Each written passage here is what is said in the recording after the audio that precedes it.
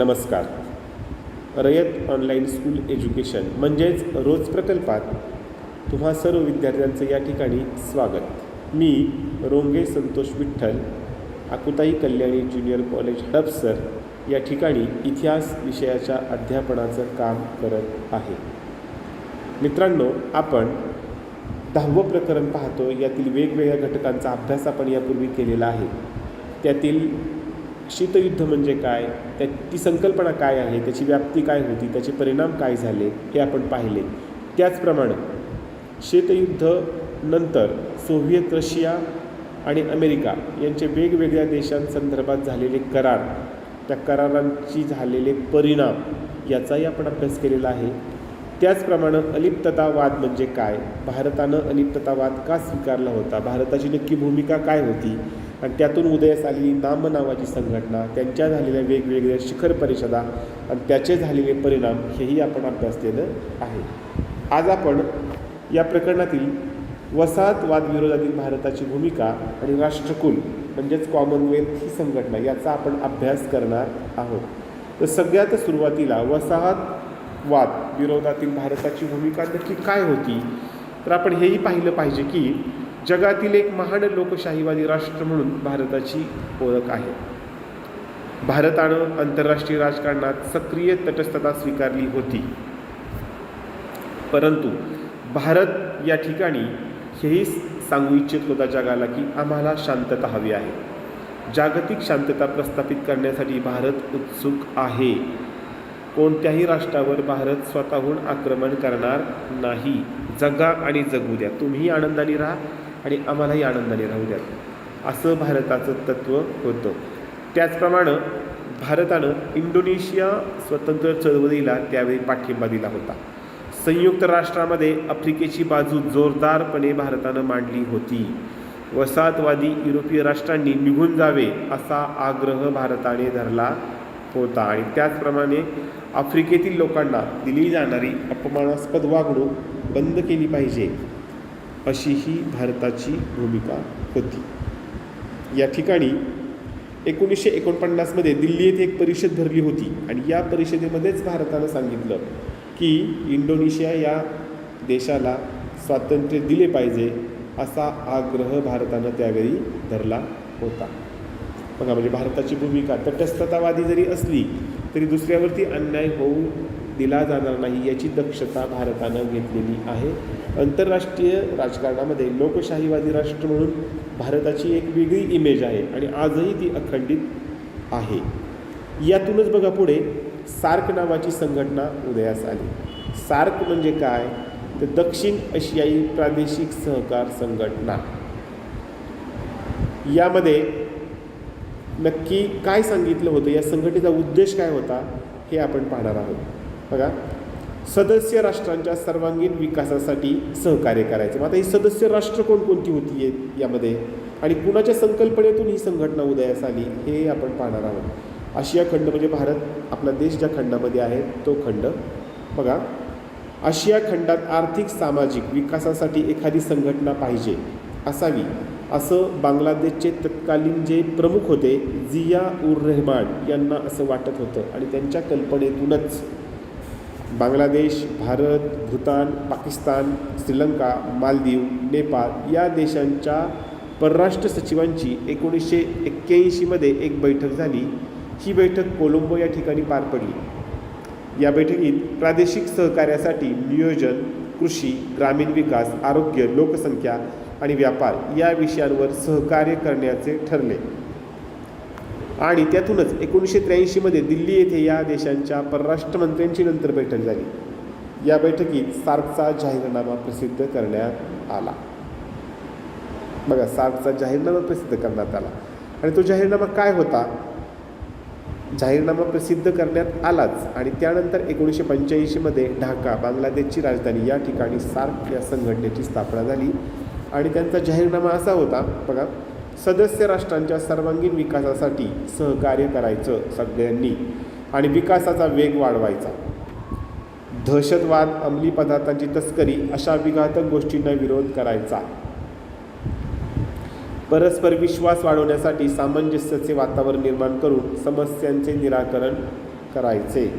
प्रादेशिक, विभागीय आणि आंतरराष्ट्रीय पातळीवर समविचारी संघटनांशी सहकार्य करायचे. आणि सामायिक हित जे असेल त्यासाठी सगळ्यांनीच काय करायचा, प्रयत्न करायचा. अशा पद्धतीनं सार्क ही संघटना ह्या गोष्टींसाठी अस्तित्वात आली. परंतु हे जे देश होते आशिया खंडातले हे खऱ्या अर्थानं गरीब होते, विकसित नव्हते. तर त्यांच्यामध्ये काही समस्या होत्या, काही उणीवा होत्या, काही त्यांच्यापुढं आव्हानं होती. तर ती कोणती होती ती पाहूयात आपण. यातली प्रमुख आव्हान होतं सदस्य राष्ट्रांमध्ये आर्थिक विषमता. म्हणजे भारताची स्थिती चांगली होती तर नेपाळ गरीब होतं, पाकिस्तान गरीब होतं, लक्षात आलं का, बांगलादेश गरीब होतं. अशा पद्धतीनं त्याचप्रमाणे त्या ठिकाणी संरक्षण खर्च, हा जो संरक्षण खर्च आहे हा करण्यामध्ये असमर्थता होती. बरोबर, संरक्षण खर्च करण्यामध्ये असमर्थता होती. दळणवळणाच्या अपुऱ्या सोयी होत्या. कृषी क्षेत्रांचा पण अपुरा विकास होता.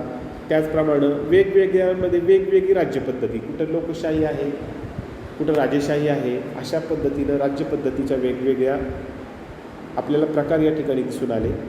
आणि धर्म, भाषा यामध्ये अनेक प्रकारे भिन्नता यामध्ये दिसून येत होती.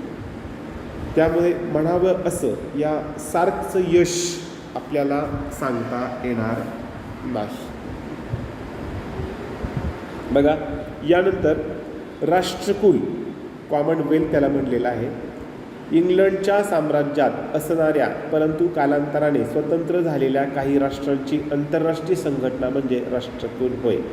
बघा, ज्यांच्या ज्यांच्या देशांवरती इंग्लंडचं वर्चस्व होतं ते नंतर स्वतंत्र झाले आणि त्यांनी राष्ट्रकुल नावाची एक संघटना स्थापन केली. त्याच्या माध्यमातूनच राष्ट्रकुल, कॉमनवेल्थ खेळही खेळवले जातात. तर या राष्ट्रकुल संघटनेमध्ये बघा, या राष्ट्रकुल संघटनेमध्ये वेगवेगळ्या देशांचा समावेश होतो. 1917मध्ये कॅनडा, ऑस्ट्रेलिया, दक्षिण आफ्रिका आणि न्यूझीलंड यांना ब्रिटिश साम्राज्याअंतर्गत स्वायत्त राज्याचा दर्जा इंग्लंडकडून मिळाला. नंतर 1931मध्ये आपल्या सर्व वसाहतींना क्रमाक्रमाने स्वायत्तता देण्याचे धोरण इंग्लंडने जाहीर केले. इंग्लंडच्या संसदेनं स्टॅच्यू ऑफ वेस्टमिनिस्टर हा कायदा केला. या कायद्यान्वये राष्ट्रकुलास मान्यता देण्यात आली. प्रथेनुसार या संघटनेचे प्रमुखपद ब्रिटिश राजा अथवा राणीकडे आहे. राष्ट्रकुलाचे लंडनमध्ये स्वतंत्र सचिवालय स्थापण्यात आले. स्वयंस्फूर्त सहकार्य हेच राष्ट्रकुलाचे पायाभूत तत्व आहे, हे लक्षात या ठिकाणी आपण घेतलं पाहिजे. त्यानंतर बघा, राष्ट्रकुल आणि भारत यांचा काय परस्पर संबंध होता हेही आपल्याला पाहता येईल. 1948मध्ये राजस्थान येथील जयपूरमध्ये भरलेल्या काँग्रेस अधिवेशनात पंडित नेहरू यांनी राष्ट्रकुलमध्ये सामील होण्याचा निर्णय घेतला. त्यानंतर समता आणि सार्वभौमत्व तत्वाच्या आधारे भारत राष्ट्रकुलाचा सदस्य झाला. 1948मध्ये राजस्थान येथील जयपूरमध्ये भरलेलं काँग्रेसचं अधिवेशन होतं. त्यामध्ये असं ठरवलं गेलं की भारतानं राष्ट्रकुलमध्ये सहभागी व्हायचं आणि समता आणि सार्वभौमत्वाच्या तत्वाच्या आधारे भारत राष्ट्रकुलाचा सदस्य झाला. या निर्णयास तत्कालीन परिस्थितीची पार्श्वभूमीसुद्धा तशी होती. भारतास त्यावेळी लष्करी सामग्रीचा पुरवठा इंग्लंडकडनं होत होता. भारतास मिळणाऱ्या परकीय हुंडावळीच्या सुविधा, भारताच्या निर्यात मालास ब्रिटिश बाजारपेठेत मिळणारी जकात सवलत आणि पाकिस्तानच्या भारतविरोधी प्रचारास अटकाव करण्यासाठी खुले असणारे राष्ट्रकुल व्यासपीठ याचा विचार करून भारताने राष्ट्रकुल या संघटनेचे सदस्यत्व स्वीकारले. बघा, भारत विनाकारण नाही राष्ट्रकुलचा सभासद झाला. कारणं होती. भारताला सामग्रीचा पुरवठा होत होता, संरक्षणविषयक सामग्री. पाकिस्तान पहिल्यापासूनच भारताविषयी जो अपप्रचार करते त्याच्याबद्दल भारताचं मत मांडण्यासाठी व्यासपीठ उपलब्ध झालं भारताला. अशा पद्धतीनं राष्ट्रकुल आणि भारत यांचा खूप जवळचा संबंध आपल्याला सांगता येईल. त्याचप्रमाणे कॉमनवेल्थ गेम्स यामध्येही भारताचा प्रमुख सहभाग आहे. दुसऱ्या महायुद्धापूर्वी ब्रिटिश साम्राज्याअंतर्गत देशातील हौशी खेळाडूंचे ब्रिटिश एम्पायर गेम्स हे ऑलिम्पिकच्या धर्तीवर सामने व्हायचे. या क्रीडा स्पर्धांची कल्पना रेव्हरंड एसली कूपर यांनी मांडली होती. तेव्हापासून कॉमनवेल्थ हे सामने होऊ लागले, क्रीडा सामने होऊ लागले. त्याला राष्ट्रकुल खेळ असंही म्हटलं जातं. या ठिकाणी असंही सांगता येईल आपल्याला की 1986मध्ये जी राष्ट्रकुल स्पर्धा झाली होती त्यावरती 32 राष्ट्रांनी बहिष्कार टाकला होता. आणि हा बहिष्कार टाकल्यानंतर याच्यामागचं कारण असं होतं की ग्रेट ब्रिटन, दक्षिण आफ्रिका संबंधीचे वर्ण देशाचे धोरण हे बदललं पाहिजे असं या राष्ट्रांना वाटत होतं. बघा, त्याचवेळी भारताचे तत्कालीन पंतप्रधान जे होते ते राजीव गांधी होते आणि त्यांनी त्या स्पर्धेवर सुद्धा बहिष्कार घालण्याचा निर्णय घेतला.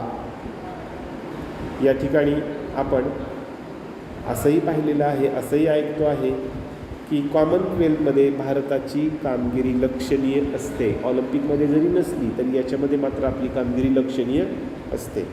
आजच्या या घटकामध्ये आपण मित्रांनो सार्क समोरील आव्हाने, सार्कची उद्दिष्टे, त्याचप्रमाणे राष्ट्रकुल संघटना आणि वसाहतवादाविरोधातील भारताची भूमिका या घटकांचा अभ्यास केलेला आहे. धन्यवाद.